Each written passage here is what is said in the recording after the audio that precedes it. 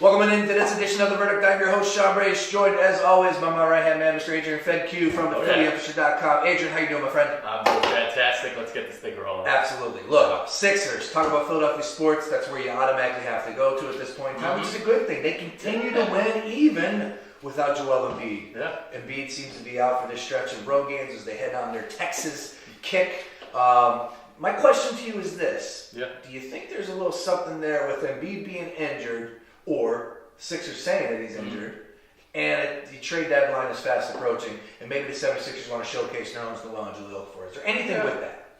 Maybe a little bit of both. I mean, I do think they've been so overly cautious with Embiid during the last 2-3 years that they're just going to continue doing it. You don't want to mess around with him. But at the same time, you do bring up a good point. Showcase a little Noel, showcase a little Okafor, something that they really hadn't been doing prior to the last couple games. What's going to happen in the offseason? I don't think that you have to necessarily move Joel Okafor right now. Not him. No, not him. Excuse me. Ja. I don't think you have to move Ja just right now. You don't have I know that 76ers fans want to, Yeah. but I don't think that that's the answer.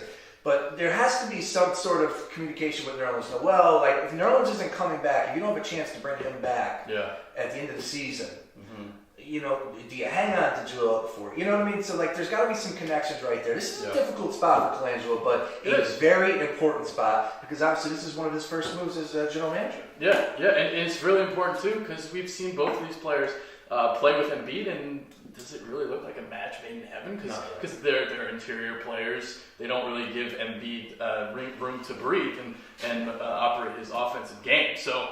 We'll see about Ja. The way I see it right now, I like the fact that Noel is a great defender. I like that he's a rim protector. I like him on that second unit. Yes. The bench is becoming more and more important now in the NBA. So you have him with like Saric off the bench. I think that would be perfect. Yeah, and they've been winning games. Yeah. You know, without Embiid, which is just shocking to me, or Simmons. I keep getting it every single day I log on. Brace, what do you think? Ben Simmons is coming back. I've said it all along. Don't expect him till March. I could be mistaken. Now, the Sixers have that week off after the draft, or after the All-Star game, so I think their first game back is the 24th. It could happen at the end of February. Yeah. I would say don't hold your breath on that. Ben Simmons won't be back till March. Can't wait till that happens. You want to do quick thoughts on Embiid in the snub? You think he got snubbed? I do think. I would have voted. Well, he did get snubbed because they changed the rules from last year. But I think that there's something to be said that he doesn't play the back-to-backs and the minute restrictions. And people, when they're voting, they look at guys like Paul Millsap, who's been in the league for a long time, and saying, you know what? Give it to him. Joel Embiid, you got to earn your stripes. He'll get in. I would have voted Joel Embiid into the All-Star game. Yeah, when you look at the circumstances involved, you look at the statistics, Joel Embiid does blow Paul Millsap out of the water. In the Western Conference, Embiid would not have been an All-Star. You got DeMarcus Cousins, you got Marcus Sol. Karl Anthony Towns did not make the All-Star team. It's amazing. And the nuggets that I got for you here today, love nuggets. When you look in the past, and the rookies that have made All-Star games in the past, Blake Griffin was the last one in 2011. 22.8 points per game, 12.6 rebounds. We're not seeing Embiid put those type of numbers up right now. You look at the other... What's he at, 19? He's like at 19 and 7, 8 rebounds. That's him with the rebounds, okay. Well, he's only playing 24. I was going to say, you bump him up, give him a couple more minutes out there, and he will. Well, his per 36-minute stats are incredible. Of course. Yep. So, Tim Duncan, rookie year 1998, back when they were scoring a little bit less points back then. 18.2 points per game, 11.5 rebounds. So, you look at some of these big guys, Shaq, 24 points per game, 14.3 rebounds. Yeah, that's crazy. The question is, if he didn't have a minute restriction, is Joel Embiid an All-Star? Oh, yeah. Yeah, absolutely. Because he's going to put the points up. He's going to put the rebounds up. So, you look circumstantially, he's better than Paul Millsap. Kevin Love, though, right now is hurt, so Embiid might slide in through the back door. Might make the All-Star team anyway. We'll see. Yeah. So, all right, moving on. Super Bowl. It is this Sunday. Falcons, Patriots. We delved into it a little bit last week.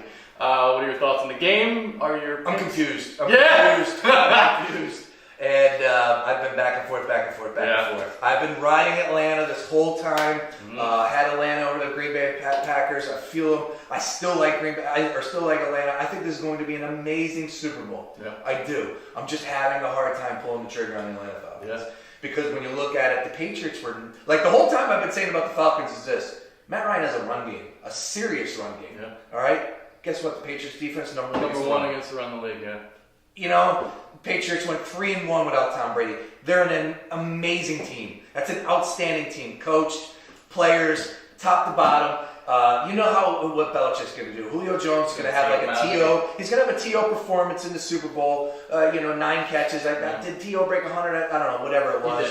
But he didn't get into the end zone. So that's what Julio Jones is going to do. He's going to be contained. I still feel like Matt Ryan's going to struggle in the beginning. I think receivers are going to drop balls. I think the spotlight's going to be really bright for Atlanta. Yeah. I'm having a hard time pulling the trigger on the Falcons.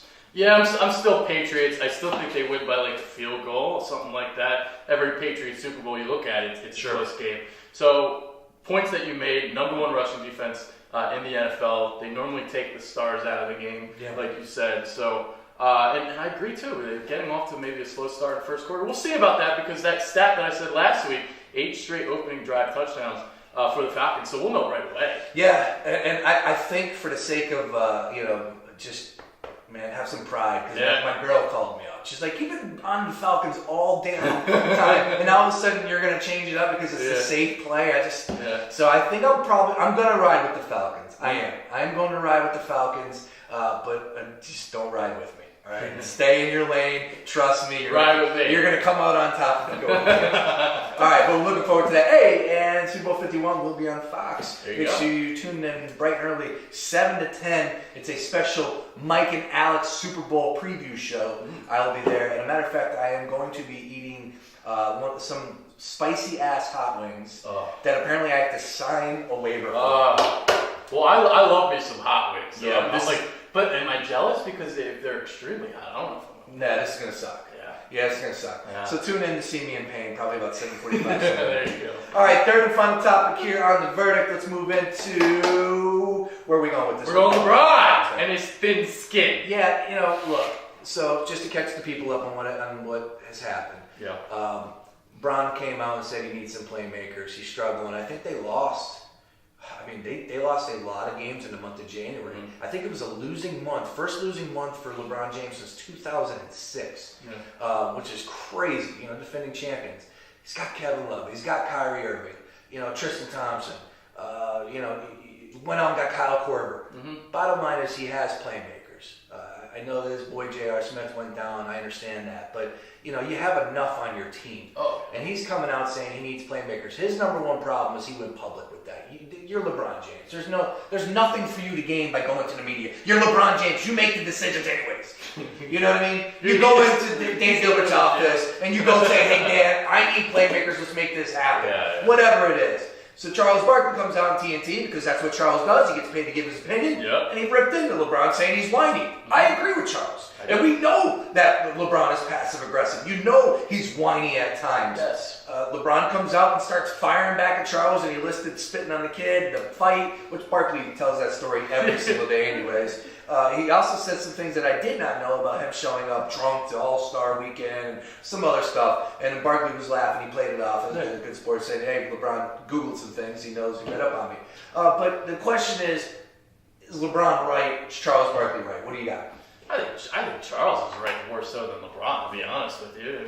He's a whiny little, bitch. Yeah, you'd say. He's a whiny little bitch, and he called him out on it. And I just love how Charles just nonchalantly just brushed everything off because LeBron threw everything and the kitchen sink at him, and it didn't affect Charles at all. Every man has a tipping point. LeBron's been in the league for a long time. LeBron's tipping point isn't very far. No, you're right. And I think they're like I said, LeBron had nothing to gain by going public with I need playmakers. Nothing. Yeah. Why would you do that? Like Carmelo maybe. You look at some other superstars in the league going out there. I need playmakers. You understand why they would do it, but LeBron is a whole different, separate entity. He runs Cleveland. Plus, you're defending champions, and you have damn good players all around you. So you just won it all. Damn it! Yeah. Man up. I wouldn't say he's a whiny little bitch, but you could because he is the best player in the game. Yes, he is. That's for sure. Yeah. And he might be a 76er in a couple of years. You never know. Mr. I'm not going to leave Cleveland. Yeah. Would you take LeBron James and the 76ers with Ben Simmons? And hell yeah. Joel in 4 years, 3 years? I'll let him whine for 4 years. Hey, good stuff as always. Everybody enjoy the Super Bowl. That's right, catching up Fox 29. Looking forward to that this weekend. Got my block pools. I'm going Falcons. He's going Patriots. He's going to come out on top. A lot of blue cheese for him.